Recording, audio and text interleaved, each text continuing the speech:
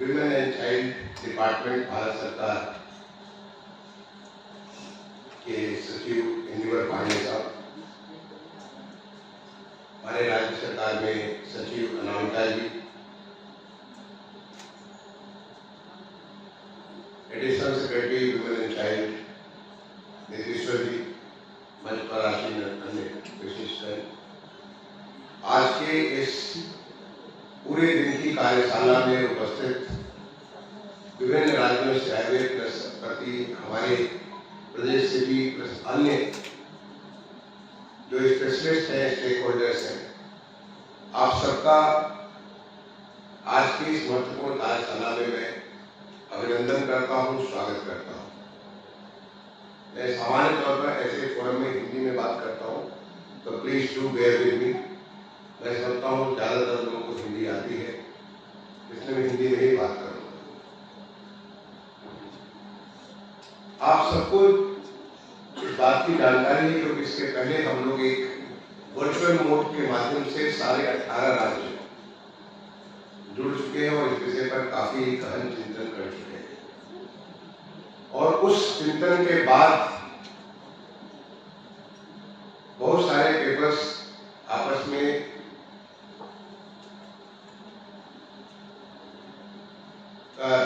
उससे कॉरस्पॉन्डेंस को देते हुए आज हम सभी यहाँ पर एकत्रित हैं और पूरे दिन हम एक बहुत ही महत्वपूर्ण विषय पर बात करेंगे और वो विषय है creating a ecosystem for women safety and empowerment. ये विषय माननीय प्रधानमंत्री जी ने जो दूसरा मुख्य सचिवों का सम्मेलन दिल्ली में आयोजित किया जाना है, उसके दिन भी निश्चित हो चुके हैं। उसके लिए विकसित Bharat reaching the last mile, यानी जब हमारा देश 2047 में जैसा कि आह्वान किया था माननीय प्रधानमंत्री जी ने कि आजादी के हम 100 साल मना रहे होंगे, तो हम एक विकसित देश होंगे, डेवलप कंट्री होंगे। उस विकसित भारत के लिए अंतिम व्यक्ति तक हम कैसे पहुंच सकते हैं या अंतिम पड़ाव तक हम कैसे पहुंच सकते हैं जिससे हर कोई में वो विकसित भारत की ऊर्जा प्रतिफलित हो। और इसके लिए विमेन जो कि लगभग 50% हमारे देश की आबादी की कंस्टिट्यूट करती है, उनको कैसे इस मुख्य धारा से हम जोड़ सकते हैं, उनको इस प्रकार का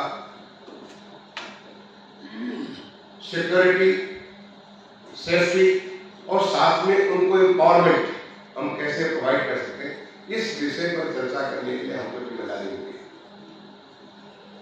आज मैंने भी मनोज से जानकारी कर रहा था, कुल 17 राज्यों से, एक राज्य में कुछ विशेष परिस्थितियों की वजह से नहीं आ पाए हैं, 17 राज्यों से कुल 32 पार्टिसिपेंट्स यहाँ पे मौजूद हैं। मनोज ने मुझे बताया कि कुल 5 पार्टिसिपेंट भारत सरकार से led by the secretary women and child himself यहाँ पे मौजूद है। हमारे राज्य के कुल 11 अधिकारी विभिन्न प्रकार के उत्तरदायित्वों को संभालते हुए यानी 48 अधिकारी मौजूद है। और उन्होंने बताया कि 5-7 और यूनिसेफ या अदर ऑर्गेनाइजेशंस के लोग यानी 50 से ज्यादा लोग यहाँ पे आज की कार्यशाला में मौजूद है। अगर हम इन लोगों के 20 साल का अनुभव को मान लें, जो भी प्रशासनिक सेवा में या अगर आप कोई एनजीओ या किसी अन्य ऑर्गेनाइजेशन से तो वहां की सेवा में 50 से अधिक लोगों के 20 साल की सेवा को अगर माने तो 1000 साल से ज्यादा का अनुभव इस हाल में मौजूद है, जो कि किसी न किसी रूप में विमेन एम्पावरमेंट, विमेन सेफ्टी या विमेन सिक्योरिटी के संबंध में कार्य कर रहा है। ऐसे तो जब हम पैदा होते तो माँ के गर्भ से पैदा होते और कोई ऐसा हमारा वक्त नहीं गुजरता है जब हम किसी न किसी रूप में, माँ के रूप में, बहन के रूप में, पत्नी के रूप में, किसी अन्य रिश्ते, चाची, ताई, तमाम सारे हमारे रिश्ते हैं, मामी, बुआ, इतने सारे रिश्ते हैं, नानी, दादी, मौसी, इतने सारे रिश्ते हैं उन तमाम सारे रिश्तों में वुमेन के साथ हमारा ताल्लुकात न होता। तो व्यक्तिगत तौर पे देखें तो यहाँ पर अगर औसत आय, अगर यहाँ पे औसत आय 40 की भी अगर माने, इसका मतलब कि 2000 साल से ज्यादा का अनुभव हमें उन नारी शक्ति के साथ है जिनके के बारे में विचार करने के हम बैठे हैं। तो अगर आप कहें कि हमने आज के इस पूरे विचार मंथन के बाद कुछ ऐसे मजबूत आधार आप न निकाल सके जिससे जहां कहीं कोई कमी है, ऐसा नहीं कि हमारे यहाँ विमेन एम्पावरमेंट नहीं या विमेन सेफ्टी सिक्योरिटी के साथ नहीं, ये तो वो देश है जहाँ कहते हैं यत्र नारीषु पूज्यन्ते रमन्ते तत्र देवता। हमारा वो देश है जहाँ कहते हैं जहाँ नारी की पूजा होती है वहां देवता भी बसते हैं। उसका उल्टा करके अगर आप देख लीजिए तो आपको समझ आएगा कि इस स्टेटमेंट का कितना स्ट्रॉन्ग मतलब होता है। जहाँ नारी की पूजा नहीं होती, जहाँ नारी को सम्मान नहीं मिलता है, वो क्या होता है। तो ये तो वो देश है, यहाँ पे तो वो देश है जहाँ पे हमारी नारियों ने ऐसा कोई भी चीज नहीं है कि क्षेत्र में आप विदुषी नारी के रूप में ले लीजिए, वीर नारी के रूप में ले लीजिए, आपको इतने सारे इतिहास में इतने सारा इतिहास, मतलब वो इतिहास जो कि रिटन इतिहास है, जो लिखा हुआ इतिहास है, और वो इतिहास जो कि लिखा हुआ नहीं, जो कि पौराणिक कहते हैं, लेकिन मेरा विश्वास है कि वो भी कहीं न कहीं पौराणिकता के पीछे कहीं न कहीं कोई न कोई वास्तविकता है, तभी वो पौराणिकता आज भी हमारे साथ श्रुतियों के माध्यम से, चाहे माँ सीता के बारे में हो, माँ सूर्या के बारे में, बहुत सारी ऐसी जो श्रुतियां जो हमारे पौराणिकता से हम जो लेकर के चलते हैं, वो सारी की सारी चीजें मौजूद हैं। और इस देश की हमारी विधा में, हमारे देश की संस्कृति में, हमारे संस्कारों में वो प्रतिध्वनित होती है। क्योंकि हम जहाँ कहीं भी अगर आप कभी भगवान राम, मर्यादा पुरुषोत्तम राम का नाम लेते हैं तो राम अपूर्ण है जब तक उन्हें सीता राम नहीं कहेंगे। अगर आप योगेश्वर भगवान कृष्ण का नाम लेते हैं तो भगवान कृष्ण अपूर्ण है जब तक उन्हें राधा कृष्ण के रूप में नहीं कहेंगे। भगवान शिव अपूर्ण है, जो सारी देवाधिदेव है वो अपूर्ण है जब तक कि आप उन्हें माँ पार्वती के साथ उन्हें जो है उनके साथ पार्वती शंकर का नाम एक साथ नहीं लेते हैं। ये हमारे देश की, ये हमारे संस्कार है, हमारी ये सभ्यता है। हम सबके भारतीय जो हमारा परिवेश है, भारतीयता में तो ये पूरी नारी का सम्मान तो भरा पड़ा होता है। लेकिन फिर भी समय के साथ जैसे सड़क बनी हो और सड़क चल रही हो तो धीरे धीरे उसमें गड्ढे बन जाते हैं, अच्छी चीजें उसमें बहुत सारे विकार आने लग जाते हैं।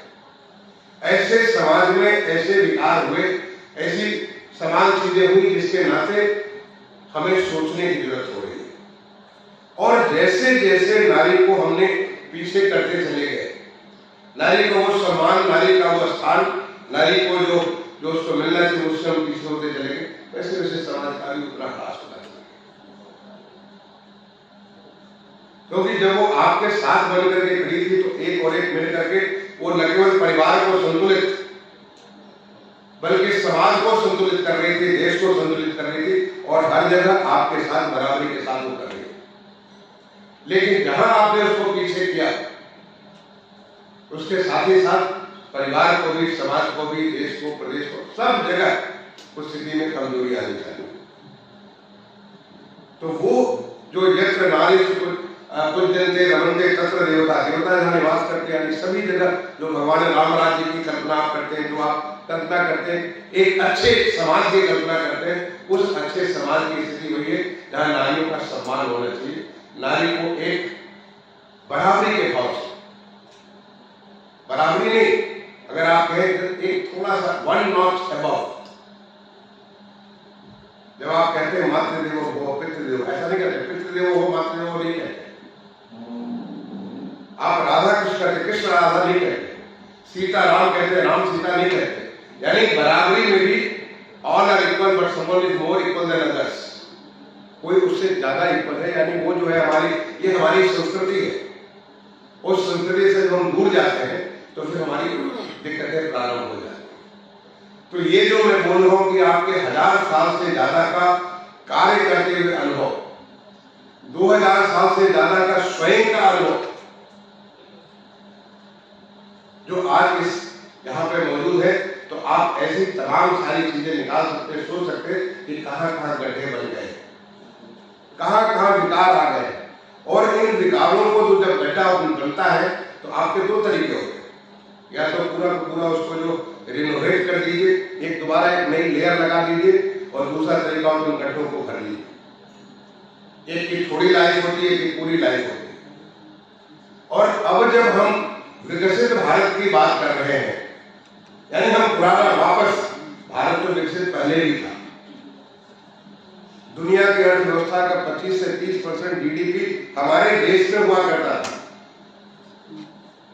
अगर कहें तो ये वो तो देश है जहाँ पे हम कहते थे कि भगवान भी, जो देवी देवता भी है, गायत्री देवा के गीत काली धन्या तुवे भारत भूमि भागे स्वर्गापुर, यानी स्वर्ग से भी देवी देवता यहाँ पे आकर के इस भारत भूमि में आकर के निवास करना चाहते थे। कितना यहाँ पे तो यहाँ पे बड़े इतनी यहाँ पे हमारी समृद्धि थी, इतनी शांति व्यवस्था थी, इतने अच्छा लोगों के स्वास्थ्य थे, इतने अच्छे लोग रहते थे।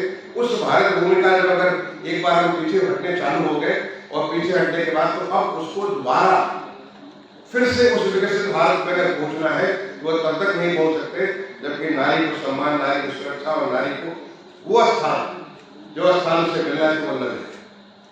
तो कहाँ गड्ढे बने हैं, तो उसके लिए क्या हम एक बार दोबारा उसको रीले कर सकते हैं सड़क को, या उन गड्ढों को भर सकते हैं। इस बात को विचार करने के लिए आज हम बैठे हैं, और उस बात को ऐसा नहीं दार्शनिक रूप में नहीं, बल्कि एक प्रैक्टिकल एडमिनिस्ट्रेटर के तौर पर बैठे हैं।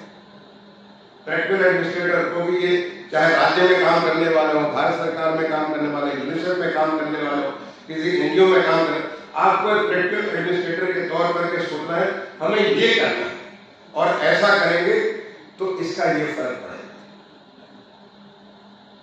कई लोग ऐसा कि बहुत सारे एक्टिविस्ट कहते हैं कि विमेन को मेन बना दो, उनको वो कपड़े पहना दो जो मेन पहनते हैं, उनको वो करा दो जो सारे मेन करते हैं। नहीं, विमेन न मेन हो सकती है, न मेन विमेन हो सकता है।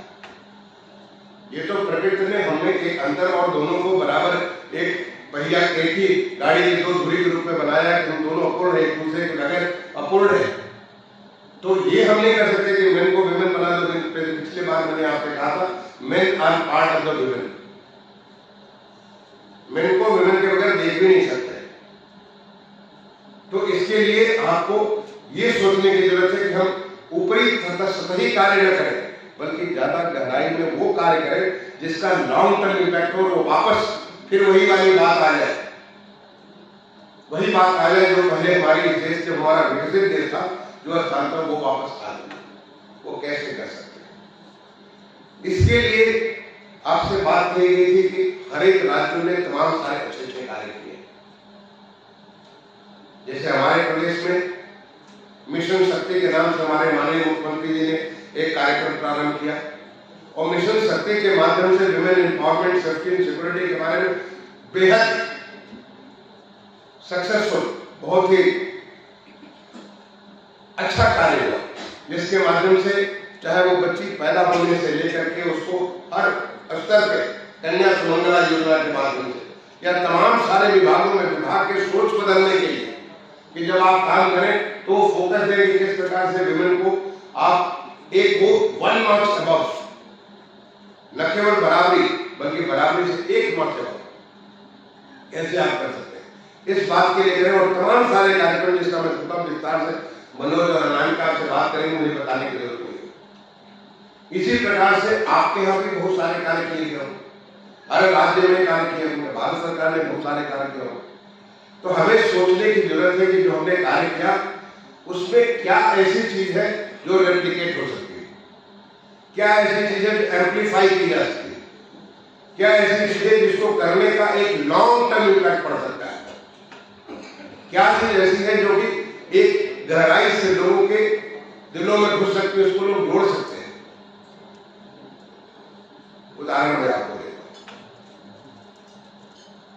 अब जैसे शिक्षा की बात, शिक्षा के बाद में जो बचपन से ही अगर बच्चों के मन में ये बात अगर हम लाना चाहते हैं कि हमारी नारी के प्रति सम्मान, सुरक्षा और ये होना चाहिए। तो हमारा शिक्षा का शुरू से, प्रारंभिक शिक्षा से ही इस बात को उसके मन में, बच्चे के, हर बच्चे के प्रारंभिक शिक्षा से वहीं से हमारा होना चाहिए। तो क्या हमारा सिलेबस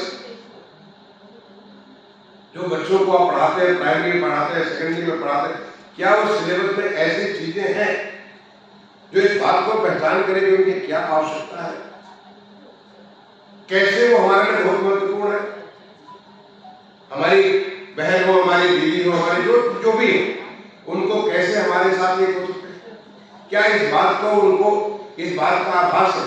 जैसे कि बहुत लोग पहले कहिए तो कहते हैं कि आपकी वाइफ क्या काम करती है, हाउस वाइफ। हाउस वाइफ नहीं बल्कि आपके घर को बनाती है। आप अगर हम बहुत सारे कितना भी बड़े काम करके हमारे घर को बनाने वाला घर में न बैठा हो तो हम पूरी तरह से बेकार हो जाएंगे, हमारा आने वाली जनरेशन बेकार हो जाएगी। वो कितना महत्वपूर्ण कार्य करते, उस महत्व को आप नहीं समझते। तो क्या उस बात का सम्मान आपके शिक्षा का शुरुआत से ही आप कर सकते हैं कि जो कुछ लोग अंग्रेजी में उसको होम मेकर कहते हैं, लेकिन क्या हम कई बार शब्द भी बहुत इंपॉर्टेंट होते हैं। अगर किसी को कोई शब्द आप बोले, वो शब्द बहुत इंपॉर्टेंट है। क्या हम ऐसी चीजों को सोच सकते हैं कि जैसे कि राइट फ्रॉम द बिगिनिंग हर बात में, और एक बार मैं समझता हूँ कि एक बार हम सोचना प्रारंभ करें तो बहुत सारे उत्तर हमको मिलेंगे, बहुत सारे जवाब मिलेंगे। और ये छोटे एक साइकोलॉजिकल इम्पैक्ट, मैं समझता हूँ कि छोटी चीजें लॉन्ग टर्म इम्पैक्ट रखते हैं, आपके पूरे सोच को बदल देते हैं। क्या हम अपने एजुकेशन में इस प्रकार की चीजों को ला सकते हैं कि जिससे कि बच्चों को right from the beginning they develop respect, they develop a feeling of, जो हम कहते हैं जेंडर इक्वालिटी की बात करते हैं, जेंडर इक्वालिटी नहीं बल्कि हम तो उनके सम्मान की बात करते हैं। नारी को केवल श्रद्धा हो, जो बात कही जब था जी, तो ये हम उस भाव को, जो कामायनी की जो भाव है, उस भाव में हम क्या इस बात को ला सकते हैं, अपने शिक्षा के माध्यम से ला सकते हैं, अपने संस्कार के माध्यम से। तो संस्कार हमारे स्कूलिंग एजुकेशन में होता है, हमारे शुरुआत में प्राइमरी सेकेंडरी एजुकेशन में वही हमारे संस्कार बनते हैं।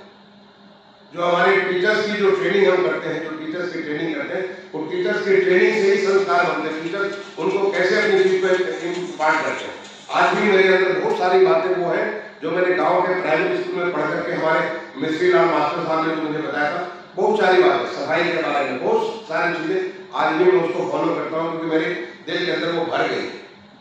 बचपन में वो चीजों कैसे डाला गया तो भर गई। तो क्या वो संस्कार बच्चों में प्राइमरी एजुकेशन से दे सकते हैं? ये हम उसके बारे में सोच सकते हैं। Women has got a different kind of, I mean, physically men and women are different. दोनों की जो है हमारी फिजिकल एक अलग अलग किस्म की हमारा कॉन्स्टिट्यूशन है। That is the need of nature. ये हमारे प्रकृति की वो आवश्यकता है। इसके नाते हमारा नेचर, हमारे प्रकृति, हमारे शरीर, शारीरिक इस प्रकार की बनावट, हमारी इस प्रकार की डिपार्टमेंट, क्या हम उसकी हर एक आवश्यकता को पूर्ति कर सकते हैं? क्या जो बच्चों का जो देखिए छोटी सी बात जो सबसे पहले मुझे ख्याल है, जब माननीय प्रधानमंत्री जी ने जो शुरुआत की थी स्वच्छ भारत मिशन का, पहले स्वच्छ भारत अभियान उन्होंने शुरू किया, और स्वच्छ भारत मिशन में जो सबसे पहला काम शुरू किया गया था कि हर एक स्कूल में शौचालय हो, और शौचालय मेन एंड विमेन का अलग हो। आप सोच सकते हो कि कितना फर्क पड़ा पूरे देश में। सारा का सारा कितनी बच्चियां स्कूल इसलिए नहीं जाती हैं तो दिन भर वो शौचालय नहीं जा सकती। गांव में जब रहते हैं तो गांव में या कहीं रहते तो रात के अंधेरे में, सुबह के अंधेरे में वो चली जाती है बाहर शौच करने जाती। लेकिन स्कूल में जब स्कूल है, स्कूल में शौच के लिए नहीं जा सकते। इसलिए कितने पेरेंट्स अपने बच्चियों को स्कूल इसलिए नहीं भेजते कि वहां पे शौचालय नहीं। और जब ये शौचालय हर विद्यालय में, हर प्राइमरी स्कूल में, हर सेकेंडरी स्कूल में जब बन गया, आप सोचिए सर कितना बड़ा इम्पैक्ट हुआ। गर्ल एजुकेशन का नंबर बढ़ गया। आप अपने प्रदेश के स्टेटिस्टिक्स उठा के देख लीजिए, 2014 के पहले से कितनी लड़कियां पढ़ती थी और 2014 के बाद कितनी लड़कियां पढ़ती। कितना बड़ा इम्पैक्ट आया ओनली विद दिस, इस मेजर की वजह से। जो जो हमारा स्वच्छ भारत मिशन का अभियान चला, उस अभियान में अगर आप इसका रिसर्च करिए, मैंने कई सारे जगह मैंने पढ़ा हुआ है, बहुत सारे लोगों से चर्चा की गई, जो सबसे बड़ा इम्पैक्ट आया वो विमेन का है। क्योंकि विमेन रात के अंधेरे में, अर्ली मॉर्निंग के अंधेरे में तो अपना सोच कर नहीं आती थी, दिन भर उनको जो है अपने शरीर के भीतर वो चाहे कितना भी प्रेशर हो उसको बना कर रखना। They were getting used to this, and इसकी वजह से इतनी किस्म किस्म की बीमारियां विमेन के लिए थी, उनकी लाइफ इतनी डेंजर थी। क्वालिटी ऑफ लाइफ तो है, लेकिन क्वालिटी ऑफ लाइफ आपके नहीं। तो क्वालिटी ऑफ लाइफ उनका कितना सुधार हो गया जब घर घर में शौचालय बनी। अगर सबसे ज्यादा कोई इम्पैक्ट हुआ इस पूरे कार्यक्रम से, स्वच्छ भारत मिशन से, तो ये हमारी विमेन हुई, हमारी बच्चियां हुई, जिनको पढ़ाई का एक नया रास्ता मिल गया। आप सोचिए ये कितना बड़ा एक परिवर्तन था। क्या हम ऐसी चीजों को सोच सकते हैं? सबसे पहले हमें सोचना चाहिए आखिर ये सुरक्षा से असुरक्षित क्यों है? असुरक्षित क्यों? असुरक्षा का कारण क्या है? जैसे कि कोई बच्ची हमारी पढ़ने जा रही है, यूनिवर्सिटी पढ़ने जा रही है, कॉलेज पढ़ने जा रही है, स्कूल पढ़ने जा रही है, असुरक्षा का कारण क्या है? क्या हम अपने इस अनुभव से, जो हजार साल के हमारे अनुभव से, हम कुछ ऐसा निकाल सकते हैं या कहीं किसी ने किया है? उदाहरण के लिए जैसे शहर है, आप देखेंगे शहर में घटनाएं कहां होती हैं? जहां पे डार्क स्पॉट्स है। इतना बड़ा कार्यक्रम चला आपका जो है प्रकाश, सारे शहरों को प्रकाशित करने का। क्या हम आइडेंटिफाई करते हैं? आज हम बहुत सारी चीजें हम तो आइडेंटिफाई कर सकते हैं using the satellite system. Technology आज हमारे पास है। आज smart command and control system से हमारे बहुत सारी, इतनी सारी चीजें आज हमारे पास उपलब्ध है। क्या हम आइडेंटिफाई कर सकते हैं कि शहरों में डार्क स्पॉट्स खत्म हो जाए? अगर डार्क स्पॉट्स नहीं होंगे, क्या हम पूरी प्लानिंग की प्रक्रिया को बदल सकते हैं so that there is a human eye on everybody? कभी घटनाएं बाजार में नहीं होती, जहां पे लोगों की पब्लिक आई है, जहां लोग देख रहे हैं, लोगों को जहां थोड़ी भी अगर उनको अगर छुट्टी मिलती है, the whole concept of urban planning.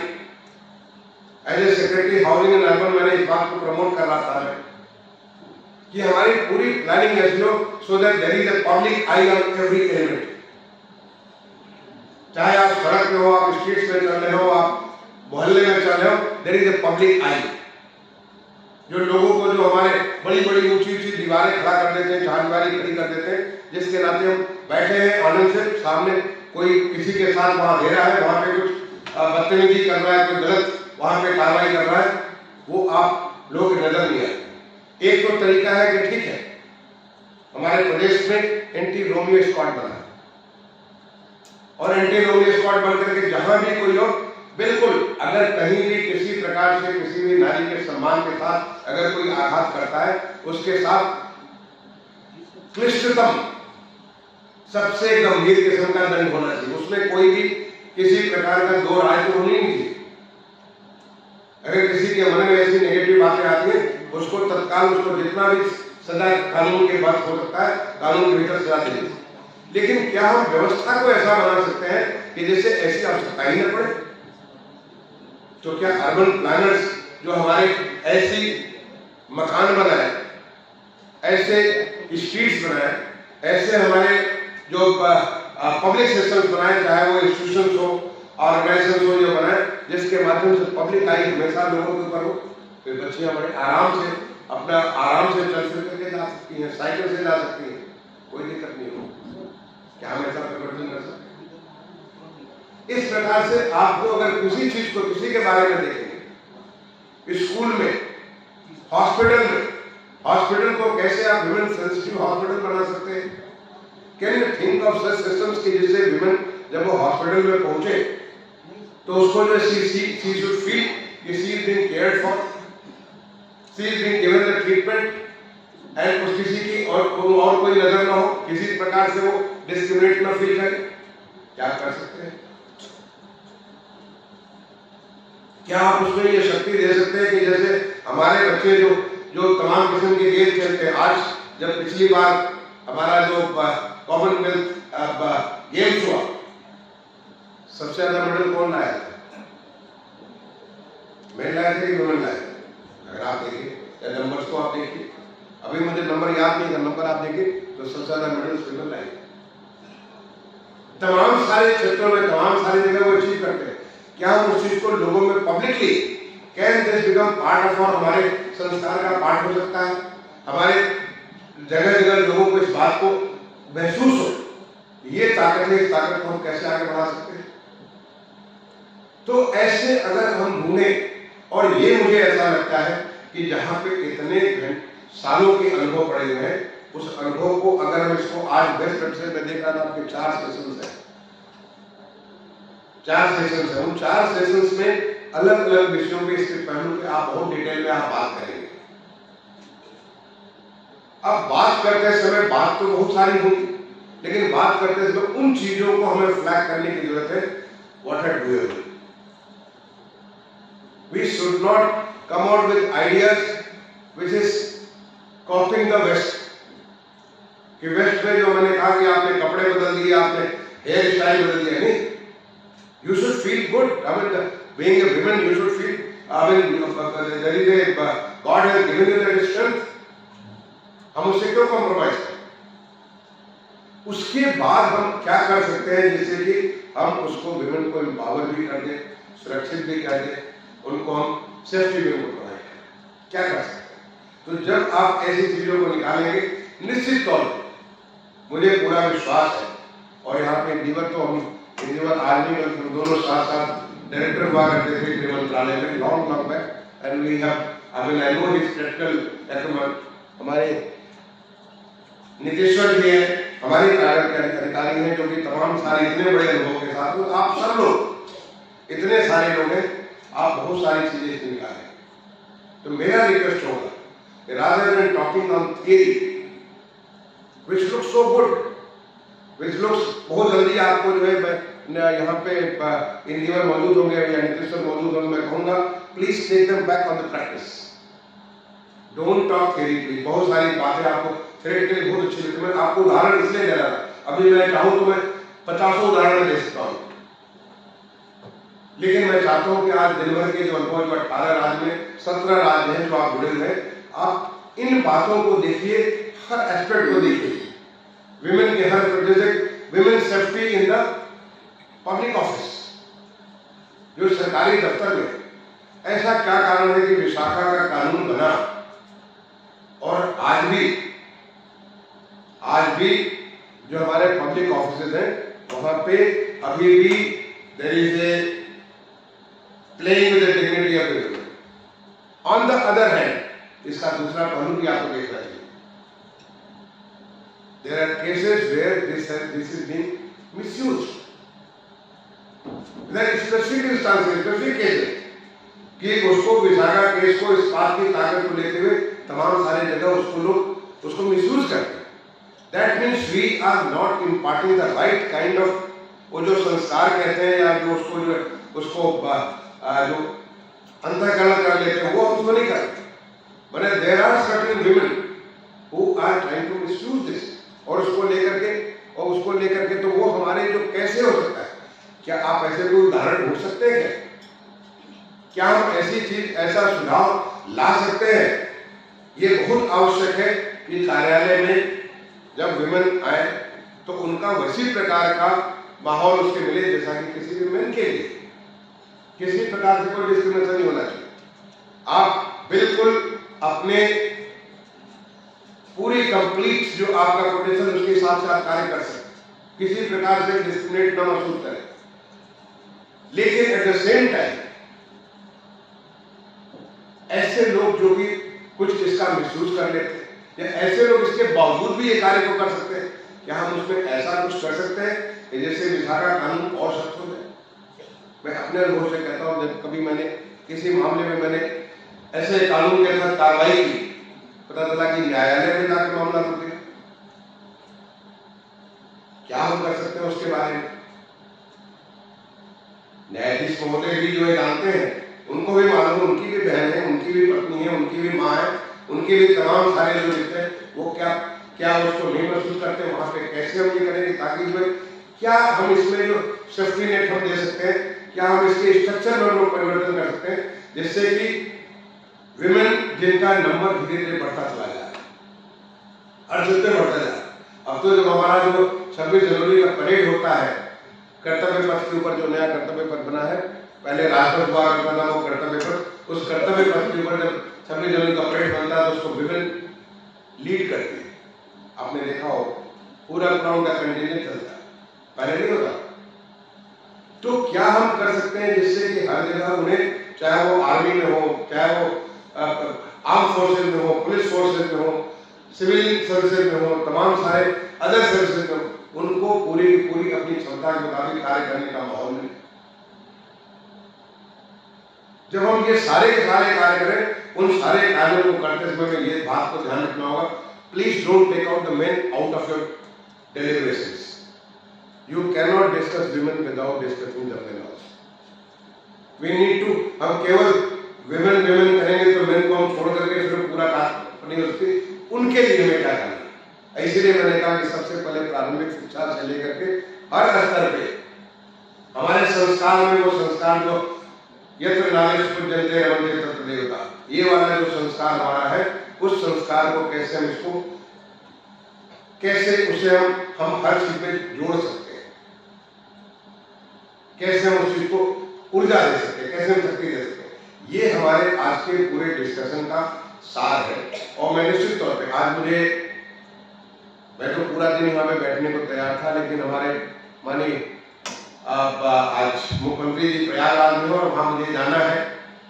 आगामी कुंभ जो 2025 का बहुत बड़ा कुंभ होगा, उसके बारे में काफी सारी चर्चा होगी। मैं अब यहाँ से सीधे एयरपोर्ट जा रहा हूँ, जाकर के मैं प्रयागराज निकल जाऊंगा, लेकिन जब मैं लौटूंगा तो अनामिका से मेरी बात होगी कि आखिर क्या क्या चीजें निकली इसमें, क्या ऐसे प्रैक्टिकल चीजें निकली जो कि अगर हम लोग करें तो उसको करने से हमारा देश विकसित भारत की तरफ बहुत तेजी से बढ़ सकता है।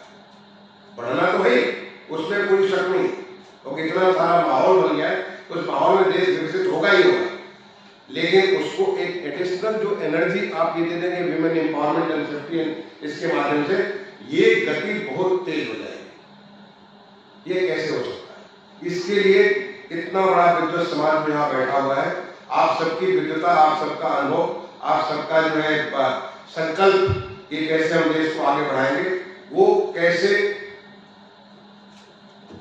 आपके आज के जो तय हो रहा है, जो बातें तय होगी एंड ऑफ द डे, उससे कैसे वो आगे बढ़ेगा, इस बात का मैं इंतजार करूंगा। मैं आप सबको आज के पूरे दिन के लिए एक अच्छी पॉजिटिव डिस्कशन के लिए, एक अच्छी परिणात्मक निष्कर्षात्मक डिस्कशन के लिए मैं आपको शुभकामनाएं देता हूं। मैं आपसे ये भी अपेक्षा करूंगा, ये भी आपसे अनुरोध करूंगा, लखनऊ बड़ा खूबसूरत शहर है, इस शहर के अपने खास व्यंजन है, इस शहर की खास शिल्प है, इस शहर की बहुत सारी खासियत है, यहाँ की नजाकत, यहाँ की शाम, बहुत सारी चीजें मशहूर है। मैं जरूर कहूँगा रामिका जी से कि लोगों को जो यहाँ पे होने मौका दे, ताकि लखनऊ का एक छोटा सा आप इसको देख सकें कि लखनऊ हमारे प्रदेश की राजधानी कैसी है, क्या क्या दे सकती है। और यहाँ पे भी वुमेन का, यहाँ तो बेगम हजरत महल आपने नाम सुना होगा, जब सुनेंगे तो कितनी शक्तिशाली महिलाएं यहाँ पे तो ब्याह हुआ करती थी। ऐसे बहुत सारी यहाँ पे लखनऊ की इतनी सारी चीजें आपको मिलेगी, उससे भी ताकत आपको मिलेगी।